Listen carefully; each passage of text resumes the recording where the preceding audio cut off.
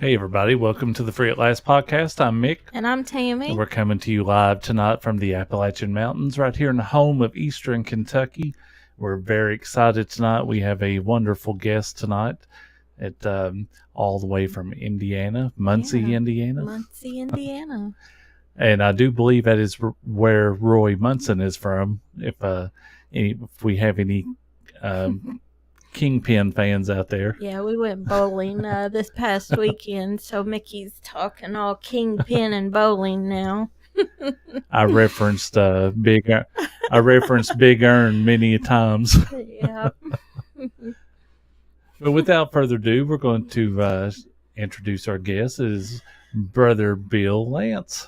Yes, he's a songwriter and Greetings, man of God. And Hey. Oh, I was a little confused. I guess I'm supposed to come on another night because you said it's a wonderful guest. But you're instead.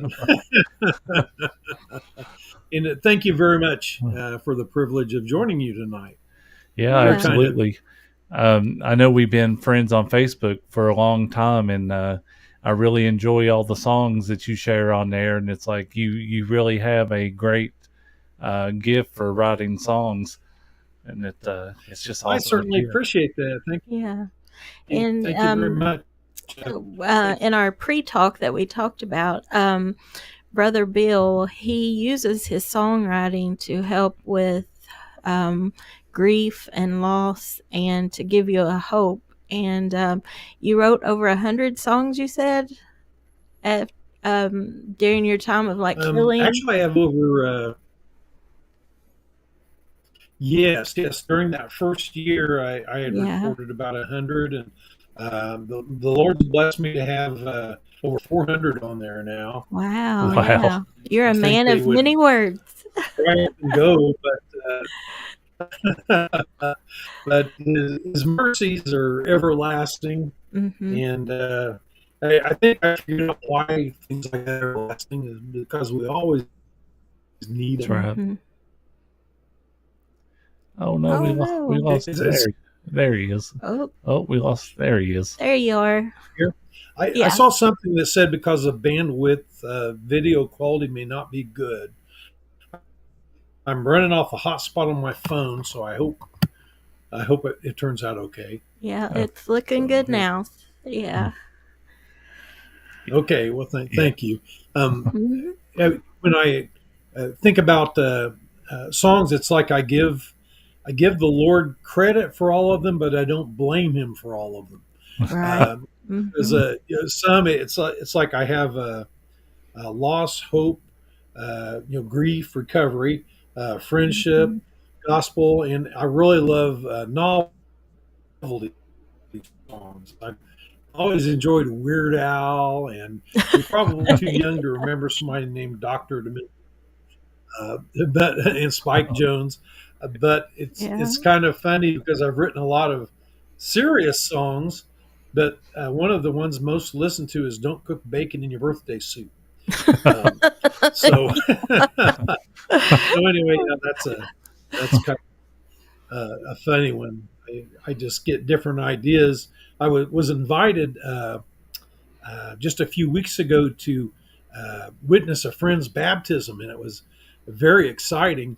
And it was an old-fashioned church, and they had a horse trough up on the stage, and it was the last bit of cold snap that came through, and the pipes all froze, so they had to carry buckets by hand to fill this horse trough up.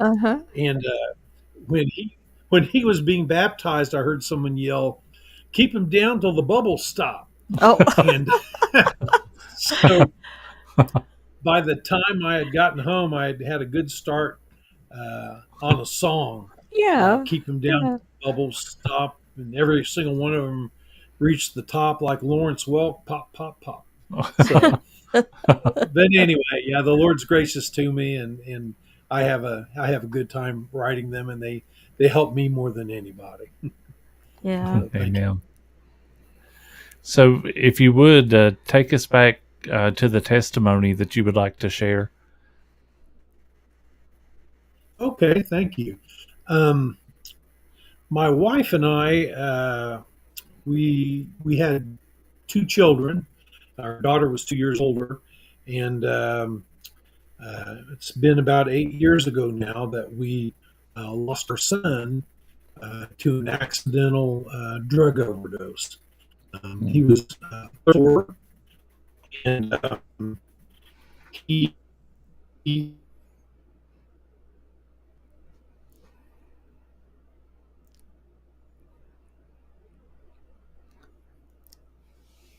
I think we lost him again. Yeah, we might get him back here. There you go. There you go. Yeah.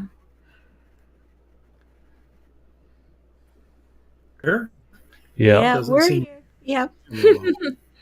So, but anyway, our son had struggled with um, drug issues, and lots of times the parents are the last to know Yeah. uh, about what's going on, and something that I did learn from him when I was younger. And back in the '60s and early '70s, you'd hear about people taking trips or psychedelic this and that. But drug addiction and drug abuse, more oftentimes than not, people are self-medicating. Yeah.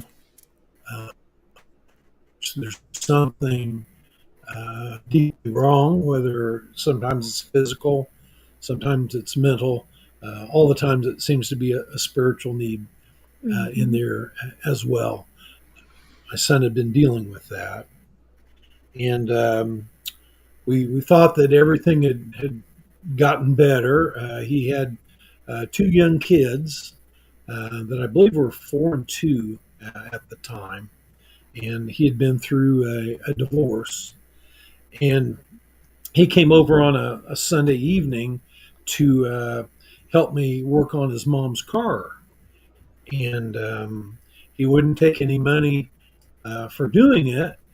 But we said, well, what if we take you out to eat? We have a restaurant here called Montana Mike's. I don't know if you have those down there or not, No. but it's No. a steakhouse. Okay. So we took him to eat instead, and had a nice steak. And he actually ended up taking a picture of the steak. I found it on his phone later Wow. that he liked that. And we dropped him off at his apartment afterwards. And as he went upstairs, it kind of struck me I didn't get to tell him I love him. So I put the car back in park and told my wife I'd be back. And I went upstairs and found him. And I said, I love you. And he said, I love you too. And we hugged each other. And those would be our last so on the positive end, I don't know very many parents that can say that their last time with a child they lost was a hug and I love you. So I'm grateful for that. It was like you had the Holy Spirit convicted you to do that. That very likely could have been because I was just ready to drive off, and that just came into my heart, and that is now at the time during the loss. There's nothing that really comforts you much. The Lord holds your hand, but it's really rough. But as the years go by, that becomes more and more important to me. Yeah, that we did have that I love you, that we did have that hug, that we were on good terms. So many families have a lot of animosity, and they lose someone close, and they really wish that terms had been better. Yeah. At the time, but the following morning, I got a phone call from his work, and they said, "Hey, do you know where Brian is? He hasn't shown up." And I thought that was sort of strange, so I immediately started calling and no answer, and texting, and I left my work and got to his apartment, and his truck was still outside. And at that Mm-hmm. point, I still had hope that, well, maybe he's staying at a friend's house, and he'd left his truck there. Um, but I went upstairs and couldn't get an answer at the door, and actually went, and the police were just right around the corner, and his there was a it was right above a newspaper office. So I had spoken with them too, and they had gotten a hold of the landlord. Mm-hmm. Um, and make a long story short, we ended up having to break the door in, and I was the first to him. Mm. And Wow. you know, in your life, you have things that you can't unsee. Yeah. Mm-hmm. Some of those things can be positive, and some can be absolutely nightmarish. Yeah. And then I saw my son on the end of the bed, and I'd given him a video game the night before, and he had that in his uh, left hand, and he had his hand over his mouth, and his glasses were disheveled, and uh, I saw a belt beside him, and a book, and it's amazing how after all this time, all this is still just so clear in my Yeah. mind. Mm. And on a little table in front of him uh, was a lighter and a spoon and a syringe. And the police, unbeknownst to me, they had called an EMS. And I happened to know the EMS that came, not well, but he had been a friend of my son's Mm-hmm. when they were younger. I just immediately started grabbing things, and the police said you can't do that because it's a death scene or whatever, and they need to Mm-hmm. leave it intact until they investigate or whatever. And I remember just looking at him and thinking as a father, um, you're supposed to be able to fix fix about Yeah. anything that's brought to you, but there was nothing I could do. He was gone, and I know it's a cliche, and when people, I always thought there's no way you can't know something is real. Uh, but I remember having the EMS uh, punch me because I just couldn't imagine that this was real, Yeah. Yeah. um, and I got a hold of my pastor, which was just right down the street, and he was my best friend that day. Um, and it kind of moved on from there to, what do you do? Do I wait for the coroner? Um, I, I'd been trying to reach my wife, and she was, calling, trying to find out what exactly was happening. Mm-hmm. So, I ended up just asking my pastor if he would drive me to her work, and then I tell you this because I feel that the Lord may be leading me in a direction to help people see and realize and feel what it's like as a parent, what it's Yeah. like Yeah. as to lose someone that you love so Yeah. much. Um, so he was driving me to my wife's work, and I did finally call her, and she met me there. Uh, but the things you don't really think about, first off, is the things that you can't unsee. Um, Right. Secondly, the phone calls that you have to make Mm-hmm. to call the sister to say, you no longer have a brother.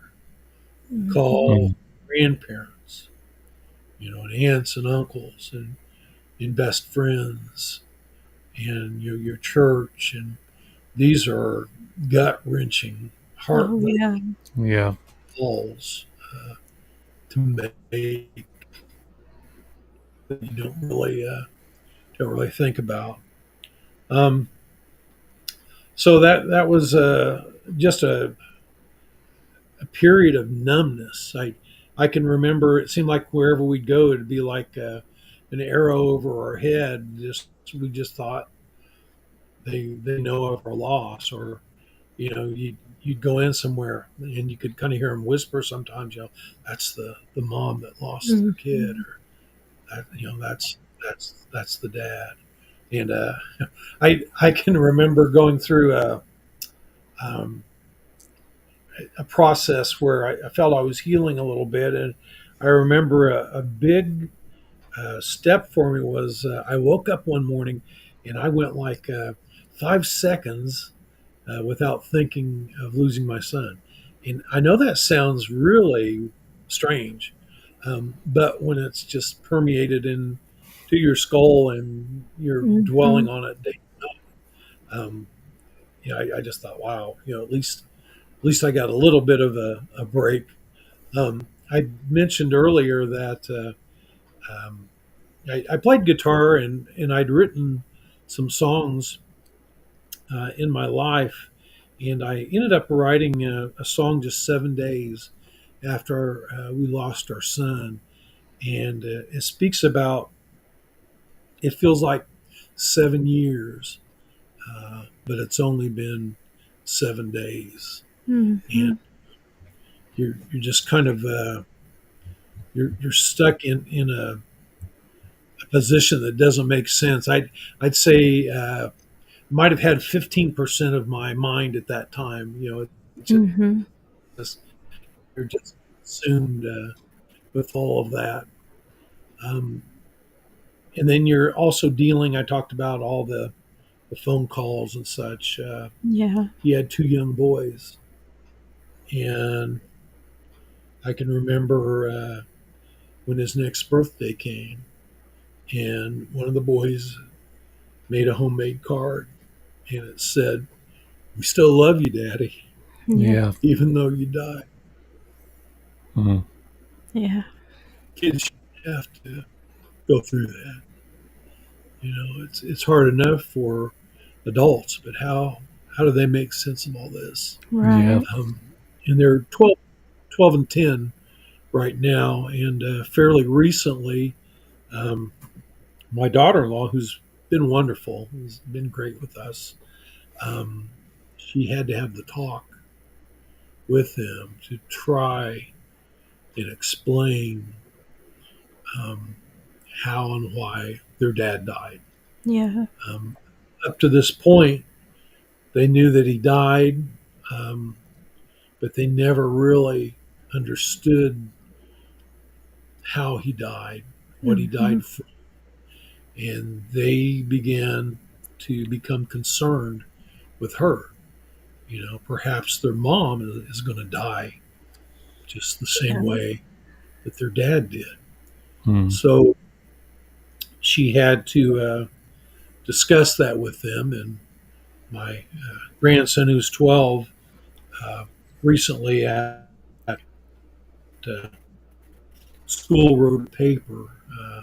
It was for a health and science class, and he dealt with smoking and different things that are bad for your health. And he went into drugs and explained what had happened to his dad, and how it's affected his life, Yeah. and why he is so dead set against it. So, so anyway, that was just kind of the beginning uh, of what happened, as far as our son. And as I said, I don't really feel a strong desire to educate on drugs. It seems like there's enough of that out there. If you want the information, it's Yeah. there. Uh, Right. but just to tell people um, the things you can't see or you don't want to see, Mm-hmm. making phone calls. Fortunately, as I said, I'd written a lot of songs, and the Lord used that to help me through this period. Like you said, especially that first year, Mm-hmm. I thought it would be good to record some of the old things that I had done, which a lot of them were gospel, but to try to record them for my grandkids or Yeah. uh, friends down through the years. Um, and little did I know that the Lord would give me a lot of songs regarding grief. And Mm-hmm.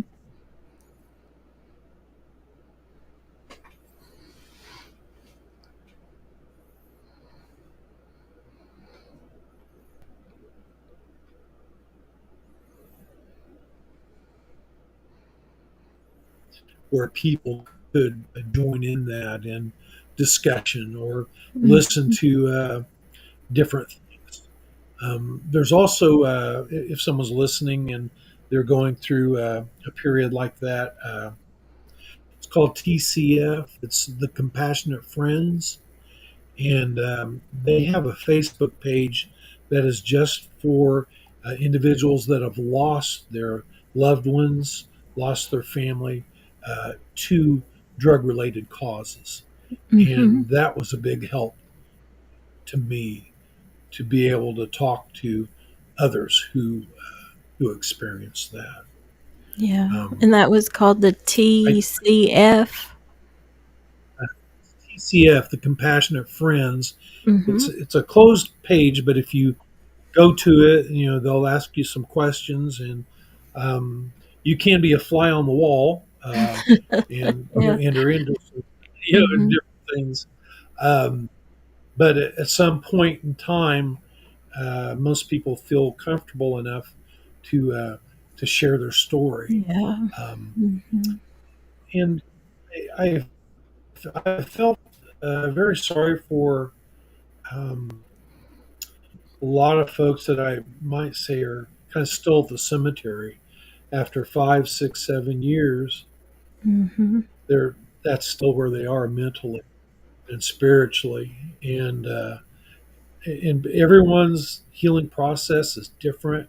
Their grieving is different, um, Mm-hmm. but you just really feel sorry for someone who doesn't have hope, doesn't have help, doesn't have the Lord to try and help uh, get them through those different Yeah. things. Mm-hmm. So I know uh, as far as like different songs during that time, I'd written one called "Pull the Trigger," and might think it's about guns, but um, another big thing that you deal with as a parent or as a friend are all these different triggers that take you back.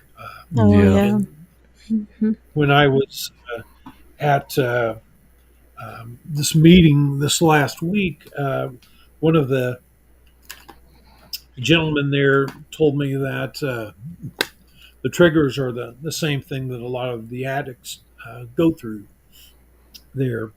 But with myself, it's something as silly as I'd mentioned. We took him to on his last night a restaurant, and he took a picture of a steak. And I remember shortly after that going to a restaurant, and even the wallpaper, it had Yeah. different. There was a steak on the wallpaper that looked just like that picture.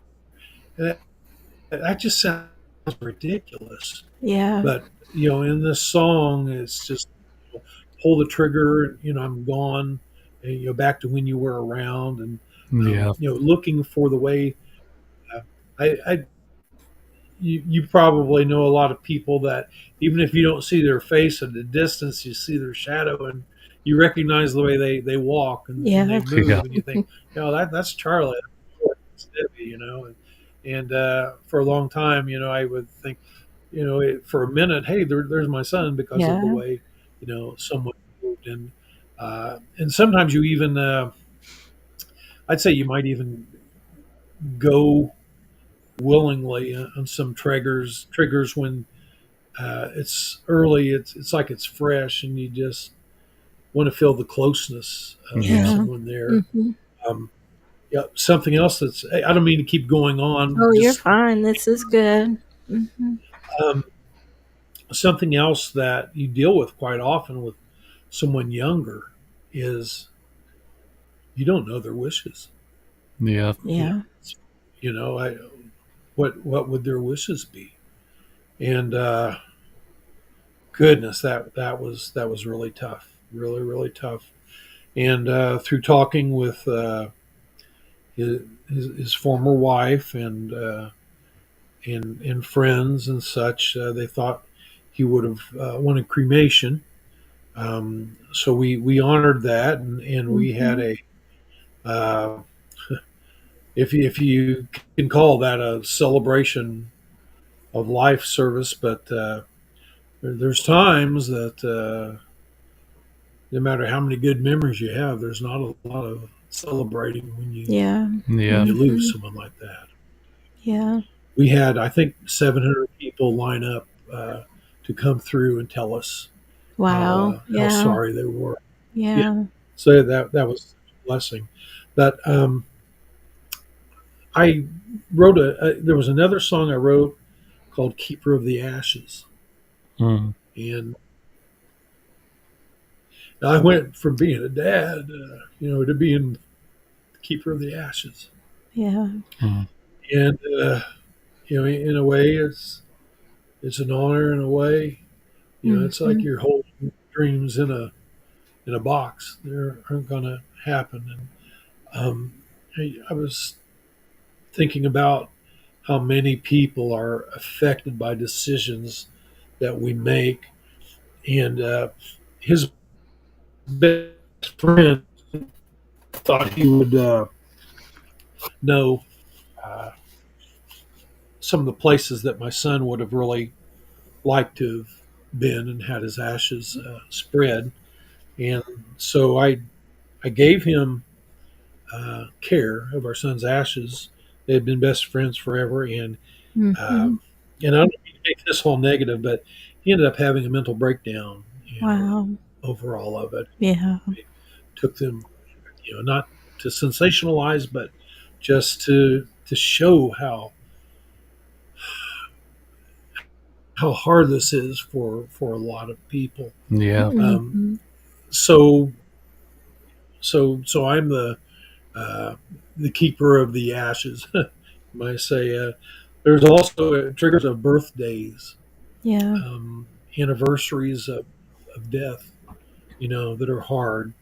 Uh, I fortunately I was sharing earlier that I work for a not-for-profit agency, and a lot of times you don't make a whole lot of money, but the Lord opens a whole lot of doors for you Yeah. to Yeah. minister. Yeah, Hmm.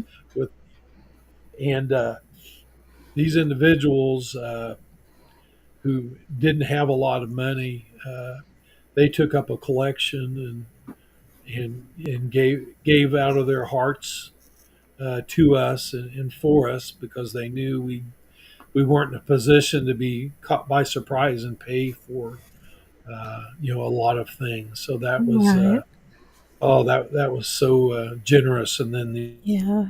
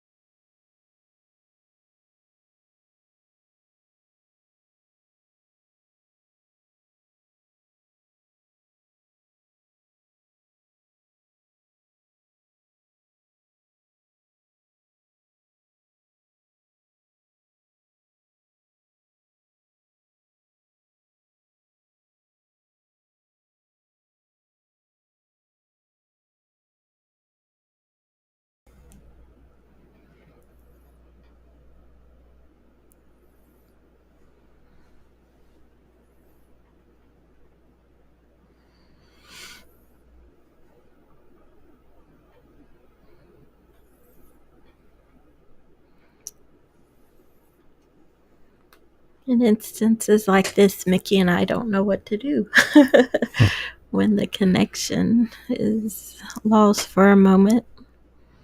Apologize for the delays. Can you hear me again?